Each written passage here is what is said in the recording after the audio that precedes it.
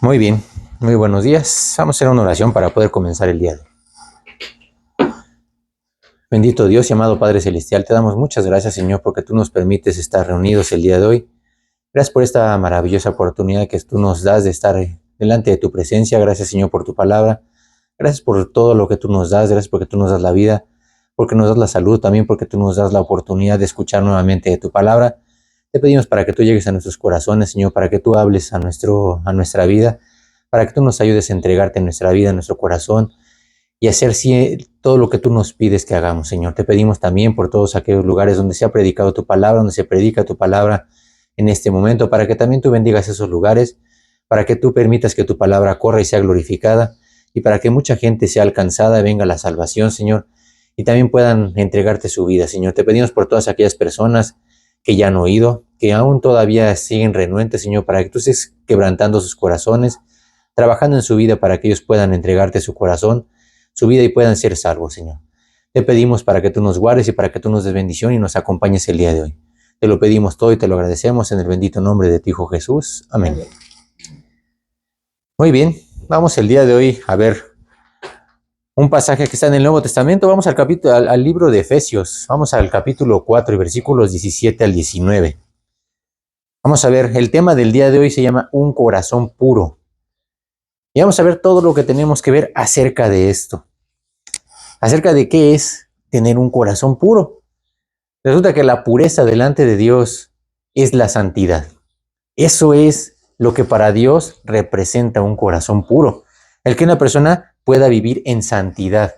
Y ahorita vamos a ver qué significa esto, porque este concepto pues muchas veces es malinterpretado. Sin embargo, la gente, los cristianos, ¿verdad? Un inconverso no puede estar en santidad. Eso es exclusivamente para los hijos de Dios. Pero los mismos hijos de Dios no siempre están en santidad. De hecho, cuando un hijo de Dios pierde la santidad, deja de estar en comunión con Dios, ¿verdad? Ahora, ¿por qué un hijo de Dios deja la santidad? Resulta, ¿verdad?, que cuando un hijo de Dios pierde los sentidos, cuando se atrofian sus sentidos, empieza a dejar su comunión con Dios. Ahora, cuando una persona en general, ¿verdad?, no nada más los cristianos, cuando una persona pierde un sentido, resulta que los demás sentidos se desarrollan más, dicen que se agudizan. Y es para compensar de alguna forma esa deficiencia. Pero cuando se pierden todos los sentidos, entonces no hay nada que una persona pueda hacer para advertir todo lo que pasa a su alrededor, dejándolo completamente vulnerable. Ya no se entera de lo que pasa en su entorno, incluyendo, pues desde luego, los peligros que lo rodean. Es como una persona que se acerca a unas vías del tren, pero no oye. Por más que el tren toque una sirena, ¿verdad? De hecho, la sirena de los trenes o la alarma o la bocina, ¿verdad?, son de los instrumentos más ruidosos que existen. Pueden llegar a los 120 decibeles precisamente para hacer todo el ruido posible para que la gente se perciba y pueda tener las precauciones.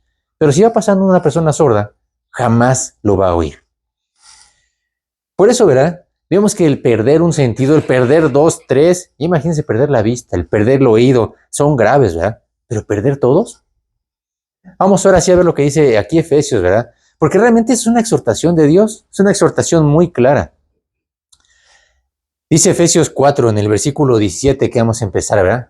¿Qué dice el 17, 18 y 19? Esto pues digo y requiero en el Señor, que ya no andéis como los otros gentiles que andan en la vanidad de su mente, teniendo el entendimiento entenebrecido, ajeno de la vida de Dios, por la ignorancia que en ellos hay, por la dureza de su corazón, los cuales después que perdieron toda sensibilidad, se entregaron a la lascivia para cometer con avidez toda clase de impureza. Y aquí está hablando precisamente Dios. Y aquí dice, ¿verdad? Dice, esto digo y requiero en el Señor que ya no andéis como los otros gentiles. Dios nos rescató del vivir en el mundo, pero hay gente que se ha regresado otra vez. Y aquí por eso dice, ya no anden otra vez como los que andan en la vanidad de su mente. Y aquí dice bien claro, teniendo el entendimiento entenebrecido, es decir, viviendo en las mismas tinieblas, ¿verdad? Ajenos de la vida de Dios. Eso es lo más trágico. que un cristiano viva ajeno. Los inconversos viven ajenos de la vida de Dios, sí, pero un cristiano no debería vivir ajeno de la vida de Dios. Dice, por la ignorancia que en ellos hay, por la dureza de su corazón. Pues claro, después de que se enfrían, pues sumamente tienen un corazón duro, ¿verdad? Por eso dice aquí los cuales, toda esa gente que se ha apartado, ¿verdad? Los cristianos cuando se enfrían, ¿verdad? Dice, después de que perdieron toda sensibilidad. Qué trágico, vamos a ver, es eso de perder toda sensibilidad. ¿A ti qué te gustaría perder? ¿El oído? ¿O la vista? ¿Cuál te gustaría perder primero? ¿O peor aún, todos juntos? Aquí dice, ¿verdad? Que cuando un hijo de Dios permite que entre el pecado a su vida, pierde toda sensibilidad. Es decir, pierde todos sus sentidos. No pierde uno, no pierde dos, pierde todos. Entonces, desde luego, ¿verdad? Que es lógico que una persona que ya perdió todos sus sentidos, como dice aquí, cometen toda clase de impurezas. Desde luego que cometen cosas garrafales, ¿verdad? Hoy vivimos en un mundo en donde la impureza, ¿verdad? Es el común denominador de la gente, de la sociedad, incluso de los mismos hijos de Dios. Viven en medio de la inmundicia, ¿verdad? Hoy en día ya no se puede hablar de nada. Resulta que la gente, ¿verdad? Distorsiona y malinterpreta cualquier mensaje. A todo le encuentran el doble sentido. Hacen chistes colorados y así, ¿verdad? Por eso vemos que ya cómo se ha perdido hasta eso, ¿verdad? En medio de tanta impureza. Vamos al libro de Proverbios, capítulo 6, porque vamos a ver ahí cómo habla y cómo describe precisamente, y eso fue en la época de Salomón, ¿verdad? Cuando Salomón escribió Proverbios, pero esto vamos a ver que es como leer el noticiario de ahorita, ¿verdad? De nuestra misma época, después de no sé cuántos años, ¿verdad? En Proverbios 6, versículos 12, 13 y 14. El hombre malo, el hombre depravado, es el que anda en perversidad de boca, que guiña los ojos, que habla con los pies, que hace señas con los dedos. 12, 13 y 14. Proverbios 6. Perversidades hay en su corazón, anda pensando el mal en todo tiempo, siembra las discordias. Aquí dice que hay hombres, ¿verdad? Que dice, andan en la perversidad de su boca. Guiñan los ojos, hablan con los pies, hacen señas con los dedos. Esto es lo que vemos todos los días. Y dice, hay gente, ¿verdad? Que todo el tiempo está pensando el mal. Dice aquí que todo esto son perversidades, depravación, es algo malo. Hoy ya estamos viviendo en una época en donde a todo esto pues está estandarizando, ¿verdad? Se está regulando, ya están inclusive pasando a las leyes, al poder legislativo, pues para regular, para permitir, para perdonar, para que ahora sea algo normal. Cuando la Biblia dice muy claro que es perversión, que es depravación. Por eso la gente cada vez hace más a un lado a la Biblia, porque la Biblia pues nos dice las cosas como son, no se anda por las ramas, ¿verdad? Vamos a ver que ahorita, precisamente por eso regulan la gente todo este tipo de cosas, ¿verdad?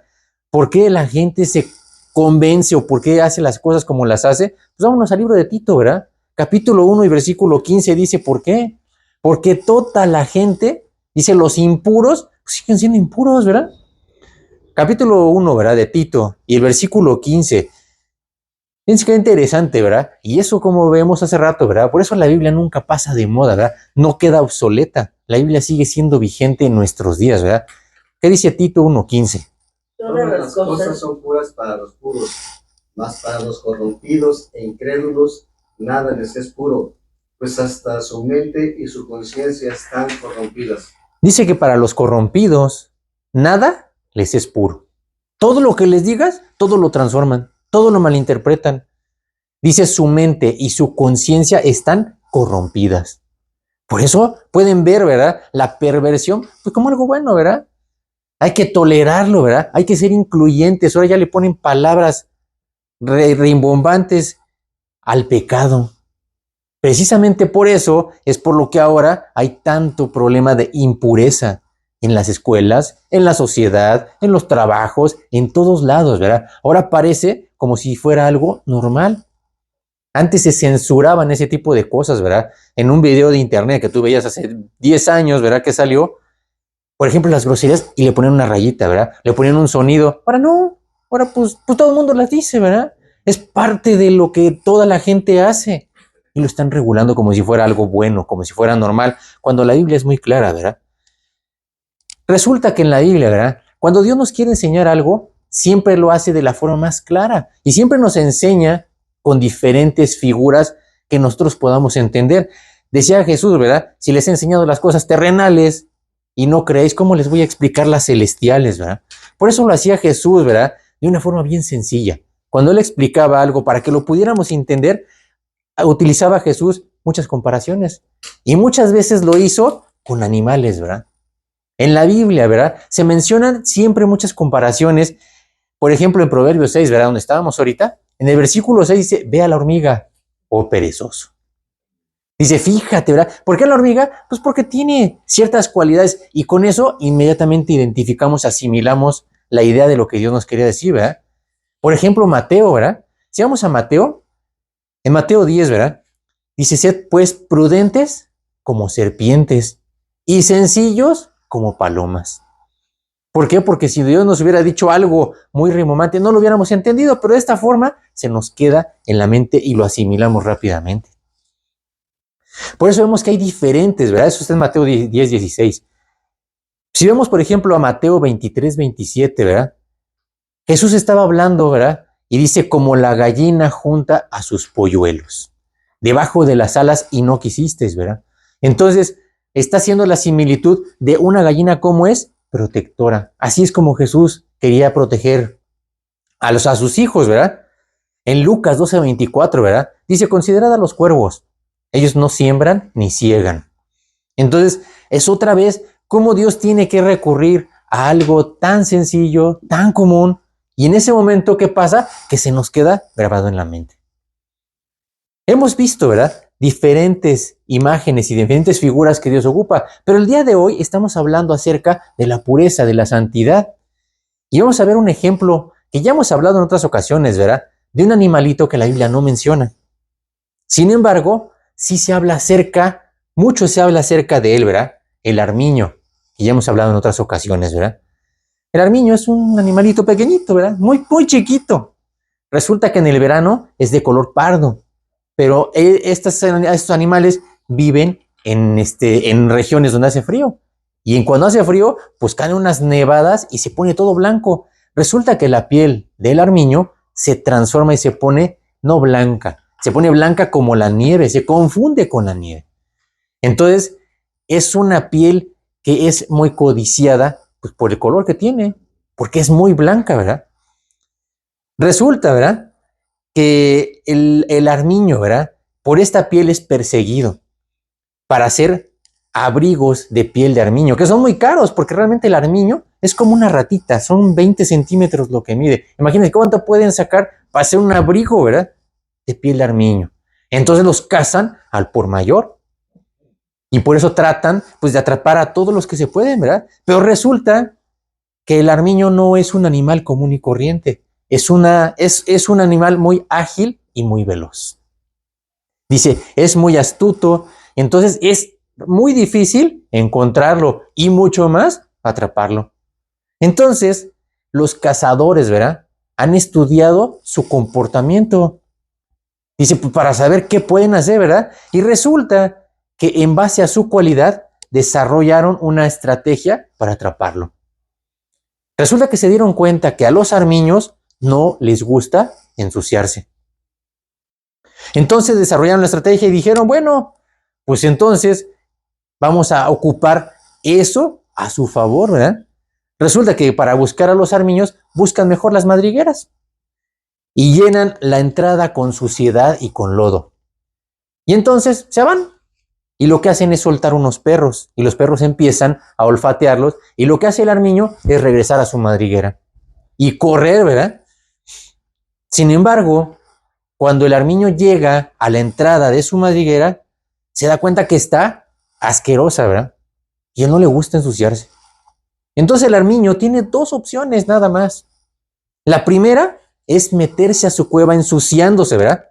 Y salvarse, pero queda todo mugroso, ¿verdad? Y la otra opción, ¿verdad? Es luchar a morir antes de ensuciarse. Resulta que el armiño prefiere morir antes de ensuciarse. Nosotros como cristianos, ¿verdad?, somos muy parecidos a los armiños. Y vamos a ver por qué. Una vez que somos lavados por Dios, nuestra piel, ¿verdad?, queda blanca como la nieve. Nos deja Dios limpiecitos, ¿verdad? Y por ese motivo nuestra piel blanca, ¿verdad?, también traemos a un cazador que todo el tiempo está al acecho. Ese cazador que crees que ha hecho, pues también una estrategia para atacar, ¿verdad?, para capturar a esos armiños blancos. Dios espera que todos sus hijos tengan la actitud del armiño. No todos la tienen, pero Dios quiere que todos tengamos la actitud de permanecer en santidad, de permanecer blancos. Así fue, ¿verdad?, el caso de una persona muy singular. A mí me gusta mucho la vida de Daniel. Resulta que Daniel no era una persona común y corriente, ¿verdad? Ahorita vamos a ver, Daniel vivió por diferentes circunstancias, ¿verdad? Sin embargo, Daniel es llevado en algunas circunstancias, ¿verdad? Por ejemplo, Daniel pasó con Nabucodonosor y él no tuvo que enfrentar el horno de fuego. ¿Por qué? No lo sabemos. Resulta que Nabucodonosor tenía a Daniel puesto en un lugar especial. Cuando hizo el horno de fuego, pues se fue encima de sus amigos, pero no encima de Daniel. ¿Por qué? Nadie lo sabe, ¿verdad? Sin embargo, resulta que no termina ahí el asunto, ¿verdad? Después de Nabucodonosor viene Belsasar, y después de Belsasar viene otra persona que se llamó Darío, otro emperador, muy medio persa. Y cuando estaba ahí, dice que Darío pues tenía toda su corte, ¿verdad? Dice que había gobernadores y había sátrapas que estaban ahí con él. Vamos a leerlo, vamos a Daniel capítulo 6, vamos a los versículos 4 y 5. Y nada, fíjense qué interesante cómo menciona en dónde estaba Daniel. Daniel, ¿verdad? Para la vida de Daniel nunca fue fácil. Tuvo pruebas muy fuertes, ¿verdad? En el capítulo 6 de Daniel, versículos 4 y 5, ¿verdad? Entonces los gobernadores y sátrapas buscaban ocasión para acusar a Daniel en lo relacionado al reino, mas no podían hallar ocasión alguna o falta, porque él era fiel y ningún vicio ni falta fue hallado en él. Entonces dijeron aquellos hombres: no hallaremos contra este Daniel ocasión alguna para acusarle, sino la hallamos contra él en relación con la ley de su Dios. Dice que estos gobernadores y sátrapas, entiéndase, cazadores, esos cazadores, ¿qué estaban haciendo? Estaban buscando una ocasión contra Daniel. Eso es lo que querían. Eso es lo mismo que es Satanás, ¿verdad? Sin embargo, dice que Daniel se conducía fiel. Dice, y no podían hallar nada, ninguna ocasión, alguna falta. Dice, ningún vicio fallado en él. Qué hermoso que nosotros podamos vivir en este mundo y los inconversos, ¿verdad? Buscándote cualquier cosa, no hallen ningún vicio, ninguna falta. Pero sí encontraron algo, ¿verdad? Dice el versículo 5 que aquellos hombres dijeron, pues contra este Daniel no vamos a poder encontrar nada con qué acusarlo, si no es con la relación con la ley de su Dios. Ahí sí, ¿verdad? Resulta que Daniel permanecía fiel. Dice que estos cazadores, ¿verdad?, los gobernadores, los sátrapas, ¿verdad?, sabían que Daniel no iba a contaminarse. Y precisamente fue ahí a donde lo atacaron. ¿Se acuerdan lo que pasa con los armiños? Lo mismo. Sabían que no le gusta ensuciarse. Pues ahí planean la estrategia, ¿verdad?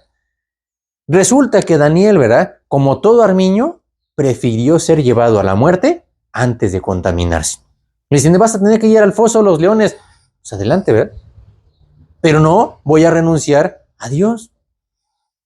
Qué hermoso es tener una actitud como esta persona, como Daniel, ¿verdad? A mí por eso me gusta mucho la vida de Daniel. O sea, realmente era una persona que no se doblaba ante nada, ¿verdad? Ahorita vamos a ver otra de las características de Daniel. Pero nosotros como los armiños y como Daniel mismo, ¿verdad?, también tenemos dos opciones. O te dejas contaminar y arrastrar por el mundo, ¿verdad? O renuncias y luchas contra Satanás y sus huestes. Así de fácil. Llega un punto en el que o sigues la corriente de este mundo o tienes que rechazarlo a costa de pelear con Satanás y sus huestes, ¿verdad? Ahora, es triste, Pero la mayor parte de los cristianos prefieren dejarse arrastrar por la corriente de este mundo, ¿verdad? Y desde luego contaminarse, pues, y hacer todo lo que este mundo está haciendo, ¿verdad? Ahora, de todo lo que estamos viendo, ¿verdad? Por eso les decía que muchas veces la pureza, ¿verdad? La santidad es malinterpretada. ¿Qué es la pureza? ¿Qué es tener un corazón puro? La pureza no es poner las manitas juntas, ¿verdad? Ladear la cara y poner ojos de borrego a medio morir. Eso es hipocresía y apariencias. La pureza va mucho más allá. La pureza es tener un corazón limpio. Pero ese limpio no es delante de los hombres, es delante de Dios mismo. Vamos al Salmo 24, versículos 3 y 4. Y vamos a ver, Dios, ¿verdad? ¿Qué es lo que quiere? ¿A qué le llama a tener un corazón limpio, verdad? No es cualquier cosa. No es falsas hipocresías. No es poner caretas, ¿verdad? Realmente, ¿qué es lo que es delante de Dios, verdad? Salmo 24, versículo 3 y 4. ¿Quién subirá al monte de Jehová y quién estará en su lugar santo? El limpio de manos y puro de corazón, el que no ha elevado su alma a cosas vanas ni jurado con engaño. Dice, ¿quién subirá al monte de Jehová y estará en su lugar santo? El limpio de manos y puro de corazón. Es una persona, como dice aquí, el que no ha elevado su alma a cosas vanas ni jurado con engaño. Pero no delante de los hombres. La pureza, ¿verdad? Es poder presentarnos delante de Dios. Y no solamente presentarnos, es permanecer en su presencia. Eso es vivir en santidad. Por ejemplo, en la antigüedad, ¿verdad? Cuando estaban los sacerdotes y se iban a presentar en el tabernáculo de reunión, ellos tenían que ofrecer sacrificios y tenían que entrar y tenían que hacer un ritual y tenían que hacer ciertas actividades. Y resulta que a ellos les ponían al filo de sus bordes unas campanitas. Las campanitas significaban santidad. Cuando dejaban de oír campanitas, significaba que esa persona que había aparentemente pasado por alguien limpio y santo, no lo era. Pero el juez era Dios. Lo mismo pasa hoy, ¿verdad? Si en tu vida no hay campanitas, entonces no hay santidad. Aunque digan lo que digan, ¿verdad? Hay mucha gente que anda diciendo que se proclaman profetas y apóstoles y no sé cuánta cosa, ¿verdad? Sin embargo, no hay campanitas en su vida. No significa que no hay santidad. Y delante de Dios eso no lo va a probar, ¿verdad? Por eso la santidad no es algo que se platica en 10 minutos. Se demuestra con la evidente bendición de Dios sobre tu vida. Hace rato hablábamos de ese tema, ¿verdad? De cómo realmente cuando una persona está sirviendo a Dios, quien te recompensa es Dios, no la gente. Quien bendice todo lo que tienes es Dios. Ahorita vamos a ver eso. No hay mejor cosa que tener la bendición de Dios en tu vida. Ahora, ¿por qué necesitaremos tener un corazón puro? En primer lugar, pues porque es un mandamiento de Dios. Resulta que la santidad no es un plus, ¿verdad? Ni tampoco es un artículo de lujo para un cristiano. Es una necesidad y además una necesidad vital. Yo hablaba el otro día con una persona, ¿verdad? Y es lo que le dije. Le dije, mira, tu comunión, porque le digo, ¿cuántas veces lees la Biblia, verdad? No, pues la verdad está en la noche, ¿verdad? Y a veces, ni siquiera todos los días. Ah, está bien. Le dije, ¿y cuántas veces comes? No, pues todos los días. ¿Y las 3 veces comes? Sí, en la mañana, en la tarde y en la noche. ¿Y cuántas veces respiras? ¿También lo haces cada tercer día? ¿Cada que te acuerdas? Le dije, nosotros respiramos 20 veces por minuto. Aguántate un minuto nada más y ve la necesidad que tienes de respirar. Así tiene que ser tu necesidad por la palabra de Dios, por estar en comunión. Si no la tienes, es porque no tienes santidad, porque no te importa. Para ti es intrascendente. Por eso la santidad no es un plus, ¿verdad? No es algo que le puedas regalar a Dios, pues como un artículo de lujo, ¿verdad? Por eso nosotros tenemos que recordar que Dios siempre quiere lo mejor para nosotros. Si nos dice algo, es para nuestro bien. Por eso, ¿verdad? Cuando nos dice que debemos de ser santos, es porque la santidad es lo mejor que podamos hacer para nuestro propio beneficio. A Dios nos lo hacemos más feliz porque seamos santos. Es para nuestro crecimiento, es para permanecer firmes, es para que Dios nos bendiga. Es como la alimentación, ¿verdad? Les digo que yo hablaba con esta persona y les digo, mira, ¿tú cuántas veces al día comes? No, pues 3 veces. Y le dije, oye, ¿y cuando comes del bote de la basura? No, pues ¿cómo crees? Pues es lo mismo, ¿verdad? Le dije, entonces, ¿por qué, verdad? Cuando tú te vas a referir a la Biblia, pues agarras cualquier cosa, cualquier baratija, pues te da lo mismo, ¿verdad? Le dije, no, no es así, ¿verdad?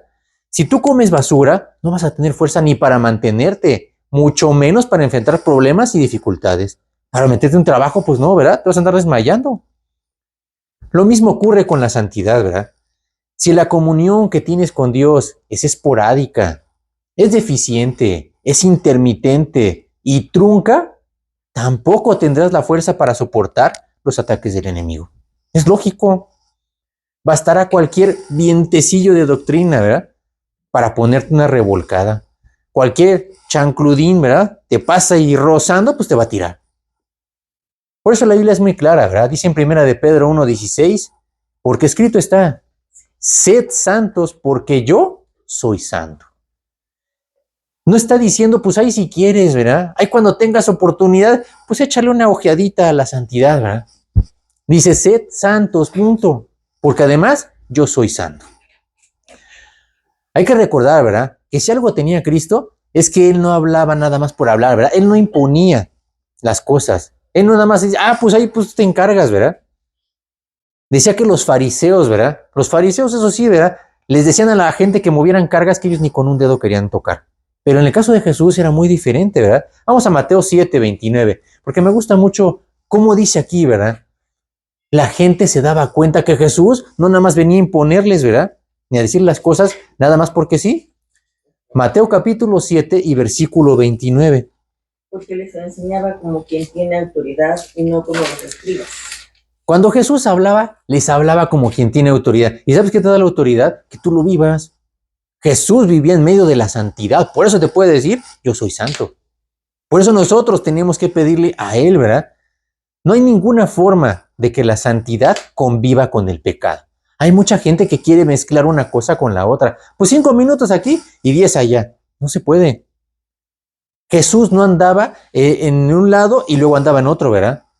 No andaba en la santidad y luego andaba con todos los del mundo. Él era santo siempre. Por eso, ¿verdad? Dios nos exhorta a que nos analicemos. Analiza hoy tu corazón y saca todo aquello que le estorba a Dios. Vamos a Colosenses 3:5.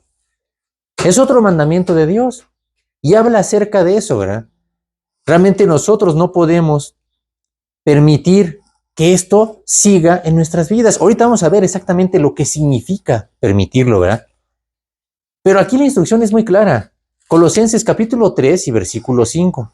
Haced morir pues lo terrenal en vosotros, fornicación, impureza, pasiones desordenadas, malos deseos y avaricia, que es idolatría. Dice, haced morir. Ese haced morir, ¿a qué te suena? Ahorita vamos a ver qué significa hacer morir, porque ese hacer morir puede ser subjetivo. Cada quien hacer morir pues lo entiende como quiera, ¿verdad? Dice, hacer morir lo terrenal en vosotros. Y hace una breve descripción, ¿verdad? Obviamente hay muchas cosas, ¿verdad? Cada quien ya se conoce, ¿verdad? Fornicación, impureza. Aquí dice, una cosa importante es la impureza. Dios sabe cuánta impureza hemos permitido en nuestro corazón. Por eso, ¿verdad? Aquí como dice cuando Jesús aquí dice, ¿verdad? Hacer morir, resulta que esa frase es muy importante. Viene de la raíz griega necros, que yo creo que hemos oído mucho. Y significa necros, cuando algo se necrosa en medicina, ¿verdad? Es porque algo está muerto. Algo perdió la vida. Significa estar total muerto y sin vida. Eso significa necros. Eso es lo que dice Dios que tenemos que hacer con nuestra carne. ¿Y sabes por qué tiene que ser necrosado? Tiene que morir por la totalidad. Porque si no, va a revivir, ¿verdad? Si tú dejas algo medio vivo, pues vuelve a salir. Por eso ese hacer morir, ¿verdad? No es como nosotros lo interpretemos. No es mitigarlo. No es minimizarlo. Tampoco es reducirlo.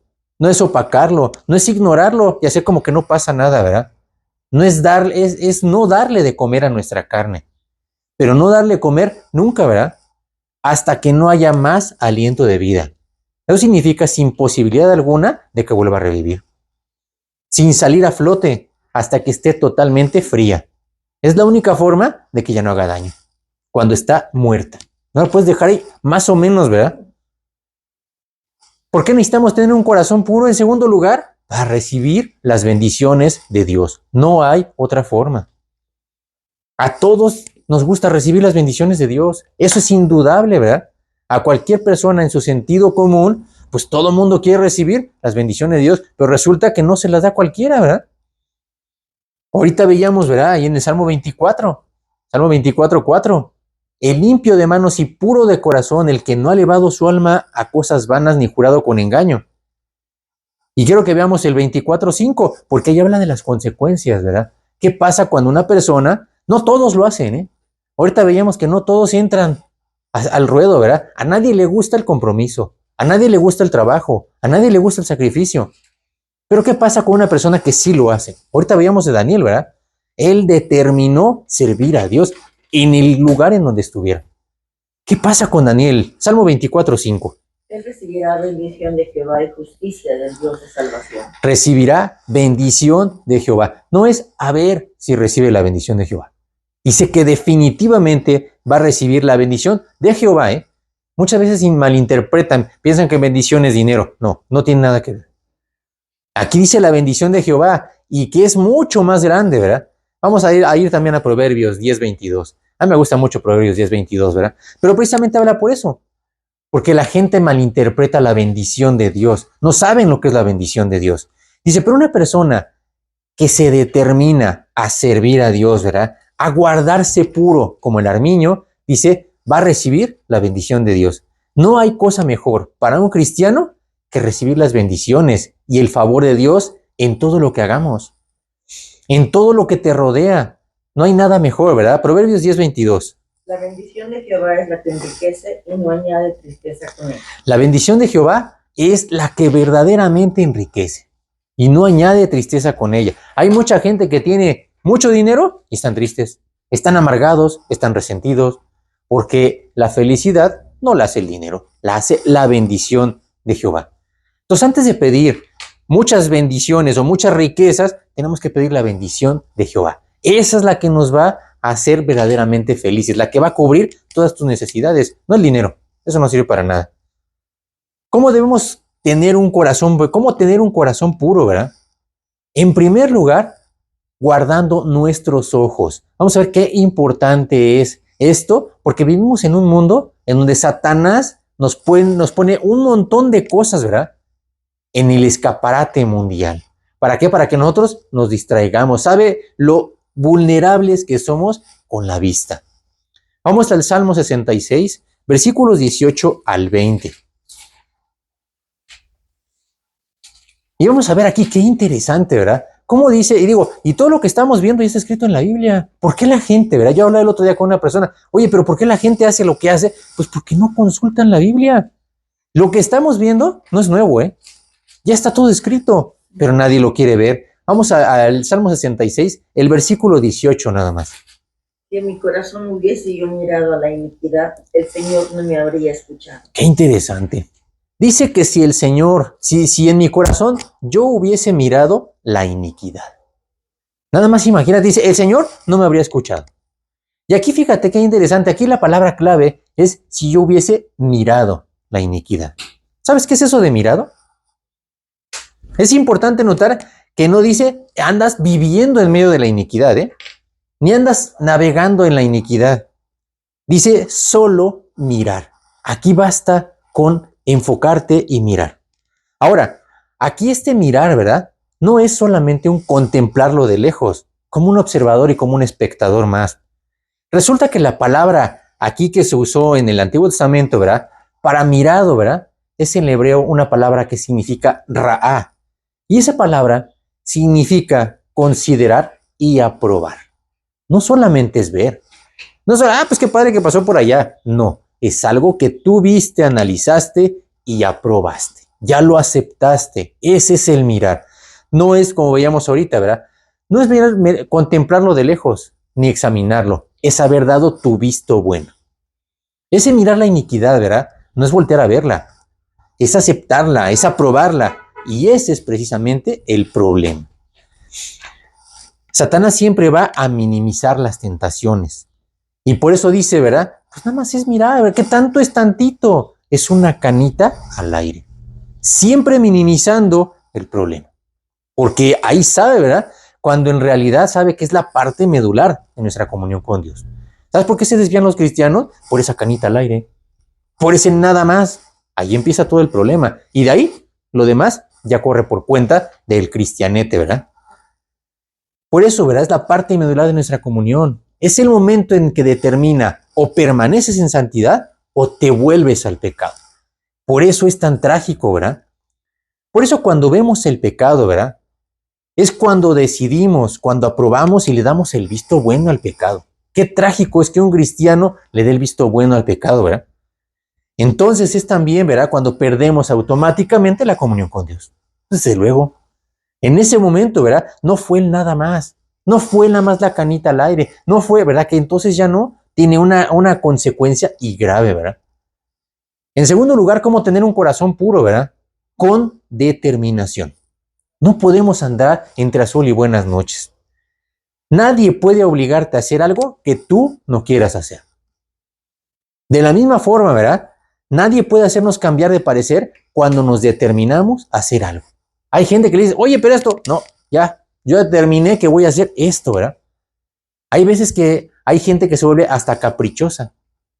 Pero de la misma forma, hay gente que es muy tenaz, ¿verdad? El capricho es hacia algo negativo y la tenacidad hacia algo positivo. Entonces Dios quiere que nosotros seamos determinados, ¿verdad? Para hacer las cosas, y obviamente las cosas hacia Dios, ¿verdad? Tenemos que entender que lo mejor que podamos hacer es dedicar nuestra vida a la santidad, no a otra cosa, ¿verdad? Y una vez que lo entiendes así, estaremos listos para tomar una determinación de vida.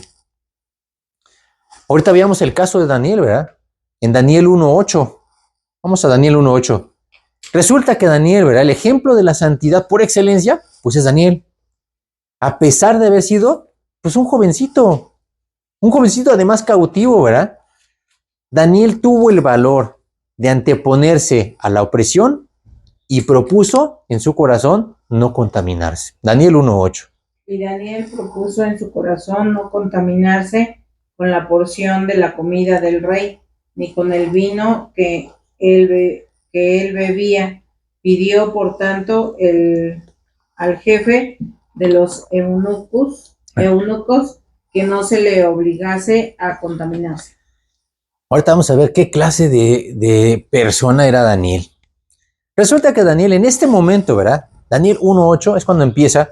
Resulta que Daniel se lo llevan, van a conquistar, Nabucodonosor va a conquistar Israel, ¿verdad? Y se lleva a un montón de esclavos. Resulta que Daniel pues era uno de estos esclavos. Es decir, no tenía ningún derecho y ninguna obligación en Babilonia, ¿verdad? Sin embargo, pidió, ¿verdad? Aunque no tuviera ningún derecho, pidió con sabiduría, pidió con respeto, pidió con determinación, que no se le obligase a contaminarse. ¿Y qué crees? Dios le dio la gracia en medio de todo ese ambiente.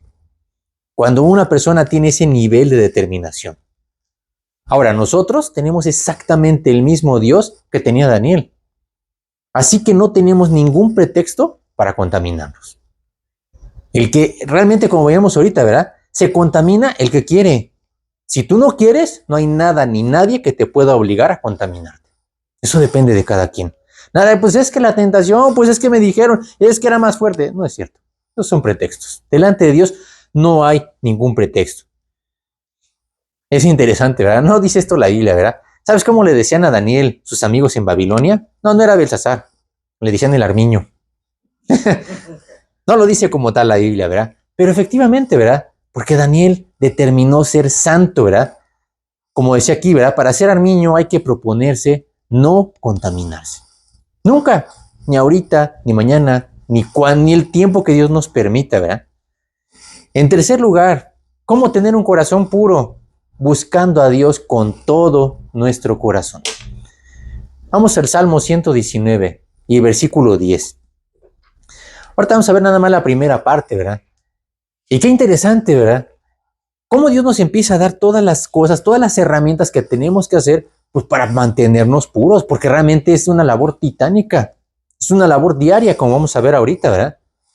Con todo mi corazón te he buscado, no me dejes desviarme de tus mandamientos.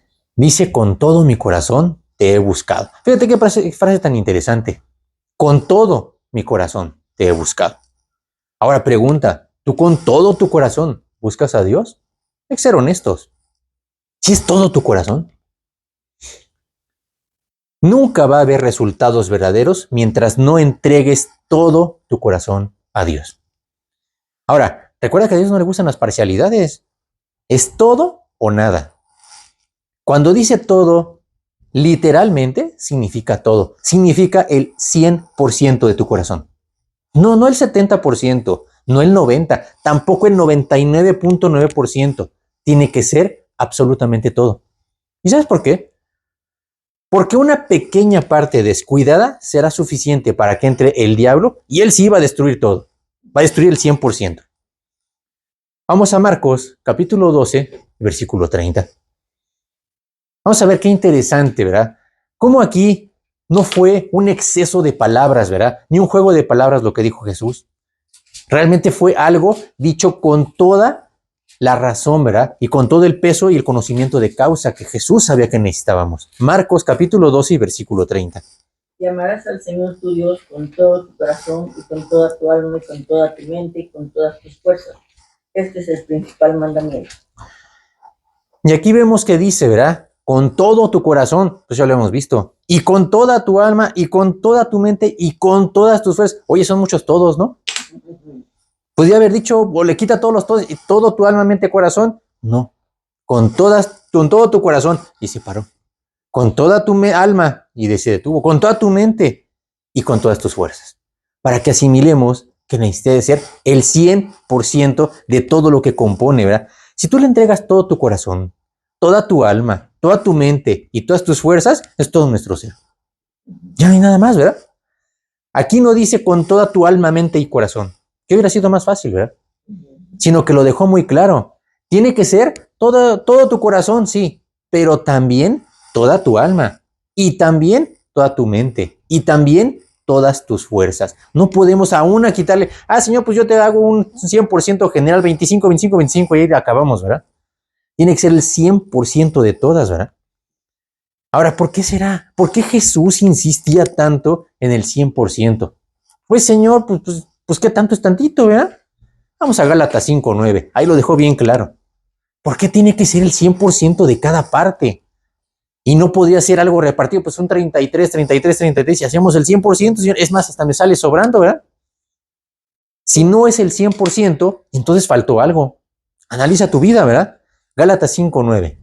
Un poco de levadura leuda toda la masa. Un poco de levadura. Recuerda que si tú no le has entregado a Dios el 100% de tu corazón, algo, ese pequeño porcentaje te está haciendo falta. Y como dice aquí, un poquito de levadura va a leudar toda la masa. Ese es el pecado. Déjale un poquito de pecado y va a destruir todo. Hasta lo que ya tenías, el 99%, también lo va a destruir. Recuerda que no necesitas meterte en las profundidades del pecado, ni ser el peor de todos los asesinos, ¿verdad? Satanás solamente necesita un poquito de espacio, una pequeña e insignificante rendija para entrar y echar a perder toda tu vida. Todo lo que tú ya tenías, creíste haber tenido, todo lo vas a perder. Por eso tenemos que entregarle a Dios toda nuestra vida, todo nuestro ser. No podemos permitirnos desviarnos ni siquiera un poquito del camino. Vamos a ver, ¿verdad? En cuarto lugar, ¿cómo tener un corazón puro? Pues con su dirección. Ahorita vamos a ver, ahorita veíamos en el Salmo 119, ¿verdad? En el versículo 10, la segunda parte dice algo bien interesante. No me dejes desviarme de tus mandamientos. ¿Tú alguna vez le has pedido eso a Dios? No me dejes desviarme. Oye, Señor, es que me desvío a cada rato. Es que me distraigo hasta con que pase la mosca, ¿verdad? Dice, no me dejes desviarme de tus mandamientos. Si algo tiene que hacer Dios, es hasta eso. Evitar que nos desviemos, ¿verdad? Ahora, fíjate que dice, no me dejes desviarme. No dice apartarme, como mucha gente piensa, ¿verdad? No dice apartarme de tus mandamientos, dice solamente desviarme. Es mucho antes del apartarse. Antes de perder el camino, ¿verdad? Es solo un pequeño descuido para distraerte y con eso perder totalmente el rumbo. Una de las cosas, ¿verdad?, que tenemos todos los seres humanos es que nos distraemos con cualquier cosita. Nos desviamos con que pase la mosca. Y Satanás lo sabe también. Por eso nos pone 1 y 10,000 cosas enfrente para que nos distraigamos, para que nos desviemos y para que perdamos el camino. Por ejemplo, en la novela, ¿verdad?, de Juan Bunyan, El progreso del peregrino, me gusta mucho, ¿verdad?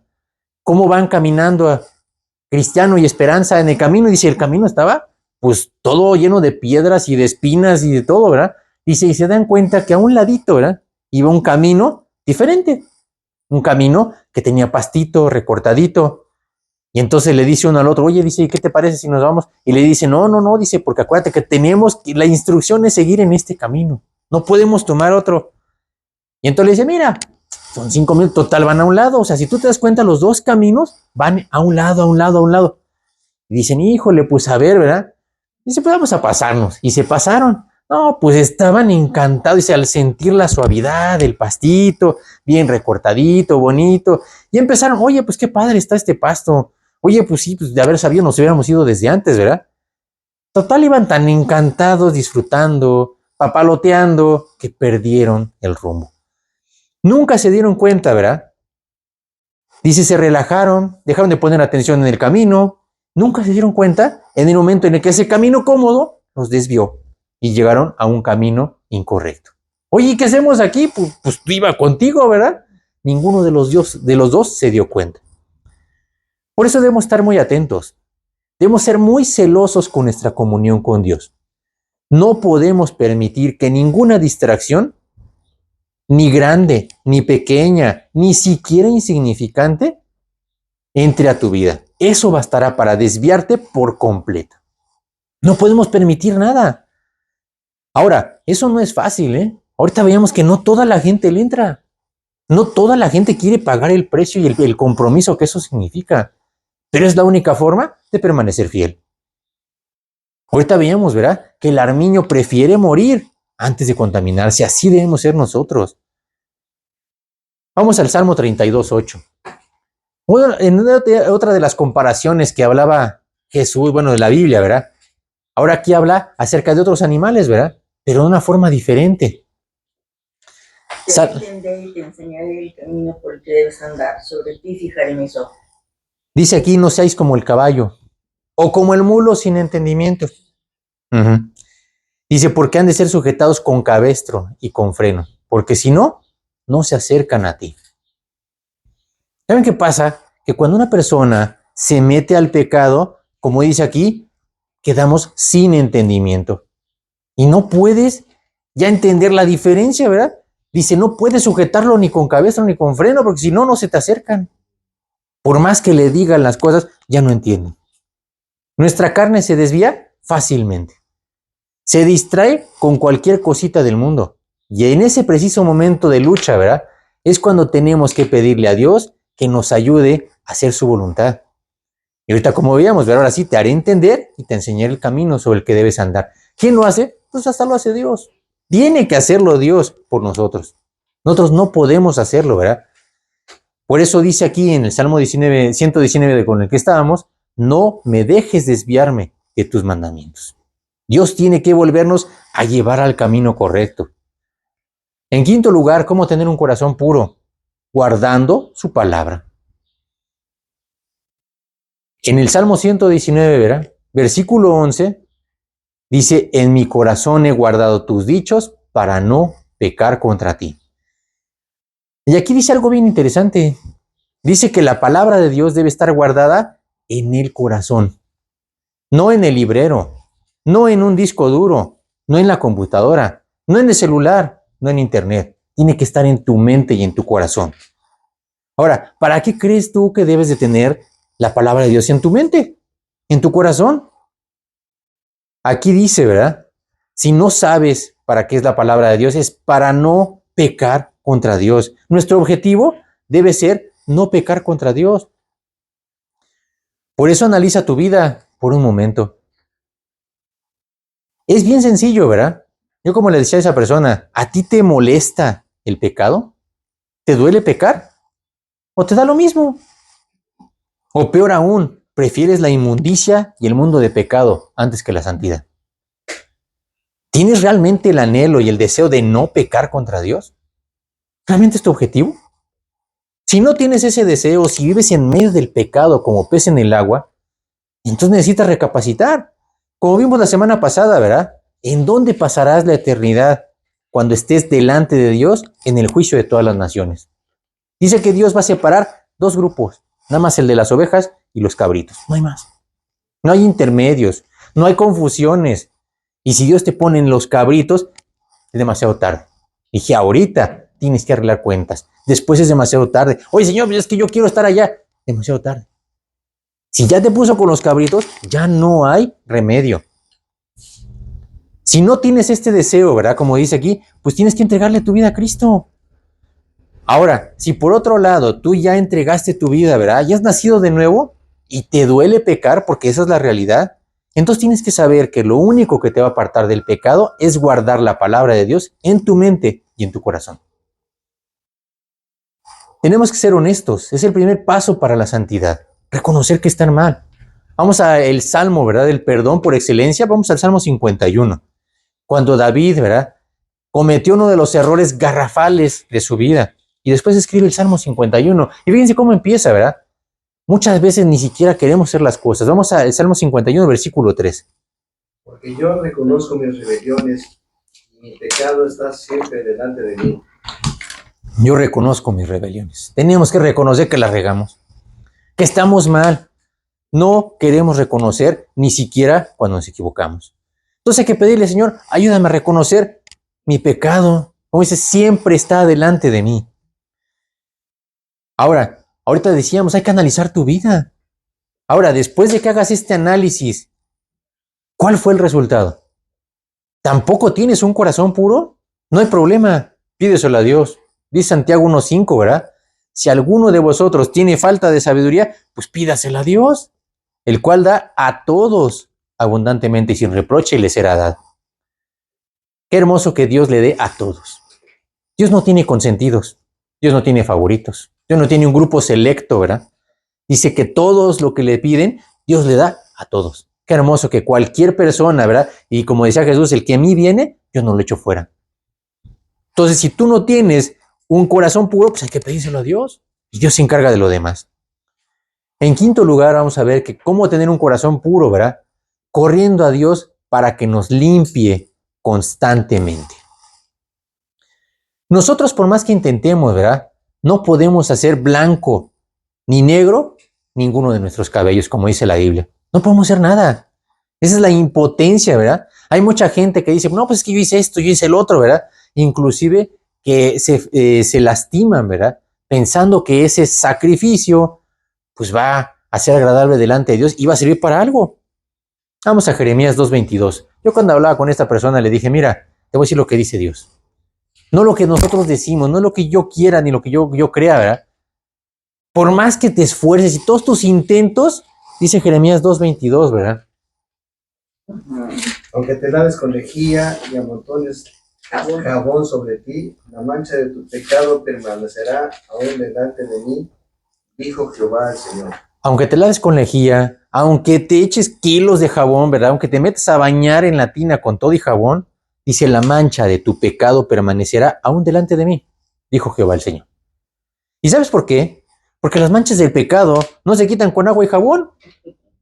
Esas manchas solamente se quitan con la sangre de Cristo. Vamos a Juan 1:29. Vamos a ver, ¿verdad? Que realmente, digo, cosas tan elementales y como vemos, pues están aquí en la Biblia.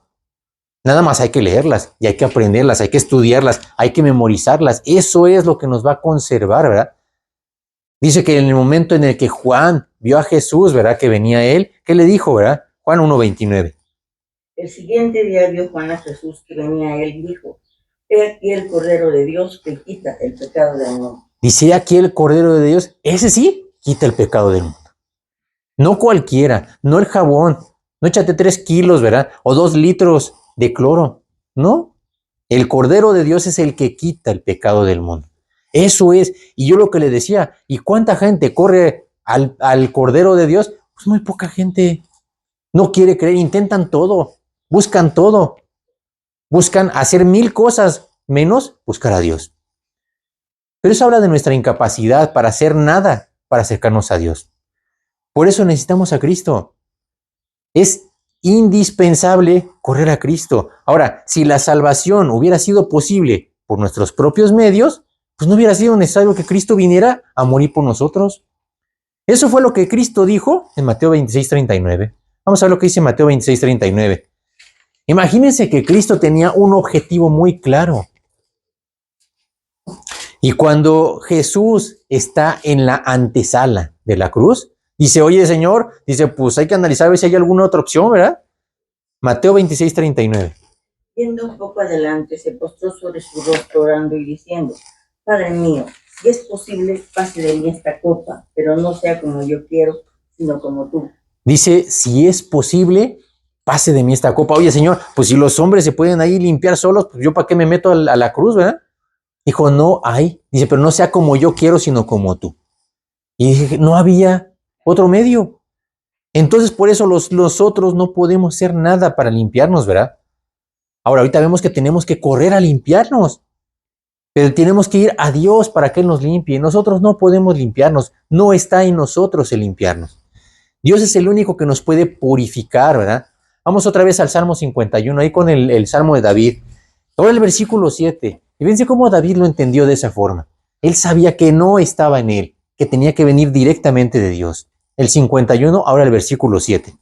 Purifícame con hisopo y seré limpio. Lávame y seré más blanco que la nieve. Resulta que hasta que Dios te purifica y te lava, en ese momento quedas verdaderamente limpio. Eso es lo que veíamos ahorita con los armiños, ¿verdad? Dios te vuelve a dejar tu pielecita limpiecita, resplandeciente. Ahora, por otro lado, resulta que la limpieza no es para siempre. Tenemos que recordar que estamos viviendo en este mundo y volvemos a ensuciarnos, volvemos a contaminarnos con el pecado, ya que todo lo que hacemos, todo lo que vemos, lo que oímos, incluso lo que pensamos, está sucio y contaminado. Y por lo tanto, nos vuelve a alejar de la presencia de Dios, porque esa es nuestra naturaleza pecaminosa. No hay nada que humanamente podamos hacer para limpiarnos, ya que todas nuestras buenas acciones, ¿verdad? Como veíamos el otro día, hace rato, nuestras buenas acciones delante de Dios son completamente inútiles. Dice Isaías 64:6, ¿verdad? Que si bien todos nosotros somos como suciedad. Y dice, y todas nuestras justicias como trapo de inmundicia. Oye, ¿tú agarras un trapo asqueroso para limpiarte la cara? Pues no, ¿verdad? Dice, y caímos todos nosotros como la hoja. Y aquí hay algo que me gusta mucho al final.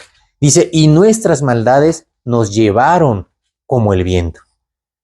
Qué interesante, o sea, por eso digo que a la hora de estar estudiando la Biblia, son cada cosa que te metes y es un oasis, cada lugar a donde te metes, ¿verdad? Fíjense que nuestras maldades, como dice aquí, nos llevaron como el viento. Oye, ¿tú te has dejado llevar por el viento? ¿Sabes lo que significa eso? Aquí dice que nuestras maldades nos llevaron. ¿Tus maldades te llevan? Aquí, ¿verdad? La palabra nos llevaron en hebreo es nasá, que significa arrastrar. No te está empujando, ¿verdad? No te está echando la manita, te está arrastrando. Así el pecado, ¿verdad? Como veíamos, no te lleva de la mano, te arrastra en contra de toda tu voluntad. No es de que si quieres, ¿verdad? Este arrastrar es la misma figura que se usa cuando un tsunami arrasa y destruye todo a su paso. No es nada más empujar, ¿verdad? El otro día veíamos un video, ¿verdad? De cuando pasó un huracán y cómo inclusive vuela sillas y mesas y pues de todo arrastra, ¿verdad? Y pues no hay nada que se pueda hacer. Así es el pecado. No te permite hacer nada, ¿verdad? Ahora, imagínate por un momento, ¿verdad? Cuando tú vas caminando y te salpican de agua mugrosa, es necesario lavarte, ¿no? Incluso hasta te bañas, ¿no es cierto? Pero ¿qué pasa si te salpican ahora de ácido sulfúrico? No lo piensas, no caminas, corres a lavarte, porque te puede quemar no solo la ropa, sino hasta la piel. Resulta que el ácido sulfúrico es totalmente corrosivo, es dañino. Resulta que el pecado es igual, no es agüita mugrosa. es ácido sulfúrico. Cuando te salpicas con el pecado, no es una sola manchita fea en tu ropa, en tu vida. Es el cáncer que te va a arrastrar a la muerte física y espiritual. Por eso, no solamente hay que planear ir algún día a Dios para que nos limpie, sino que es verdaderamente urgente que vayamos corriendo en el instante para que Dios nos limpie lo más pronto posible. Vamos a continuar ahí en Salmo 51, ahora el versículo 10. Es uno de los versículos más hermosos de la Biblia, aquí del Salmo 51, ¿verdad? Crea en mí, oh Dios, un corazón limpio y renueva un espíritu recto dentro de mí. David entendió eso y después de que hizo lo que hizo, ¿verdad? Crea en mí, oh Dios, un corazón limpio y renueve un espíritu nuevo dentro de mí. Como David oraba, nosotros también debemos pedirle a Dios que también cree en nosotros un corazón limpio y renueve un espíritu dentro de mí. ¿Sabes por qué tenemos que pedirle a Dios que cree un corazón y un espíritu nuevo? Desde luego, porque nosotros no podemos, pero además ni siquiera queremos. Que para acabarla de malar, ni siquiera tenemos la intención de hacer las cosas. ¿Pero qué crees? Hasta eso podemos pedirle a Dios. Vamos a Filipenses capítulo 2 y versículo 13. Qué interesante que Dios hasta eso tenga que hacer nosotros, darnos hasta el, como dice aquí, el querer como el hacer por su buena voluntad. Él hace todo en nosotros, por eso tenemos que dejárselo a Él, ¿verdad? Filipenses capítulo 2 y versículo 13. Porque Dios es el que en vosotros produce así el querer como el hacer por su buena voluntad. Dios produce tanto lo uno como lo otro, ¿eh? Ya sabe que no queremos, pero también, ¿verdad? Dice el querer como el hacer. Tenemos desde que empezar queriendo hacer las cosas, acercarnos a Él. Yo oro por este versículo todos los días. Señor, hay mucha gente que no quiere ni siquiera acercarse a ti. Mucha gente que ha oído de tu palabra, que no quieren acercarse. Piensan que es algo perjudicial, dañino, que es algo malo, cuando es todo lo contrario, pero porque no quieren, no lo pueden ver. Señor, tú produces el querer como el hacer en la vida de mucha gente que no quiere acercarse a ti. Y nosotros, como cristianos, tenemos que desear la santidad para que entreguemos el 100%, ¿verdad? Aquí decía David, ¿verdad? Para que renueva su vida y su espíritu, ¿verdad? Dice, la palabra renueva que usó David aquí en hebreo es el kadash, que significa componer, restaurar y reparar. Lo que estaba diciendo David, ¿verdad? Es que teníamos que correr todo el tiempo a Dios para tener un corazón puro, para que Él repare nuestra comunión con Él y podamos seguir disfrutando de su compañía y de todas sus bendiciones. Hay personas que no disfrutan de la compañía de Dios porque no viven en santidad. Claro que les irrita, les molesta. Dios tiene que ser algo que disfrutes, si no, no estás viviendo en santidad. Vamos a hacer una oración. Vamos a darle gracias a Dios por todo lo que pudimos ver el día de hoy. Bendito Dios y amado Padre Celestial, te damos muchas gracias, Señor, porque tú nos permites estar aquí reunidos. Te damos muchas gracias porque tú nos muestras todo esto, Señor. Gracias porque tú estás con nosotros, porque tú nos acompañas, porque tú puedes darnos todo, Señor. Tú produces el querer como el hacer, porque muchas veces ni siquiera tenemos la intención de buscarte, Señor. Te pedimos para que tú nos des la santidad, para que tú nos ayudes a vivir en la santidad, en la pureza que tú quieres, Señor, para que podamos disfrutar de tu compañía y de todas tus bendiciones. Te pedimos, Señor, para que tú lo hagas también en la vida de mucha gente, Señor, de toda la gente que ha oído de tu palabra, pero que hoy no quieren, que están muy lejos, Señor, que se han apartado de ti. Te pedimos para que tú los traigas de nuevo, Señor, a tus pies, para que ellos se arrepientan y para que puedan cambiar y para que puedan entregarte su vida. Y lo mismo, Señor, por todas aquellas personas que han oído tu palabra, pero que no quieren saber nada de ti, Señor. Tú quebranta sus corazones, abre sus ojos, Señor. Quebranta su vida para que ellos puedan acercarse a ti, para que puedan arrepentirse, puedan entregarte su vida y puedan ser salvos, Señor. Te pedimos por cada uno de nosotros para que tú nos ayudes a vivir en la santidad que tú quieres y también llevar este evangelio y todo este mensaje que tú nos has dado a la gente que está perdida, Señor. Te pedimos que seamos instrumentos en tus manos y que tú nos uses con todo tu poder para tu honra y para tu gloria. Te lo pedimos y te damos las gracias en el bendito nombre de tu Hijo Jesús. Amén. Que Dios los bendiga. Terminamos.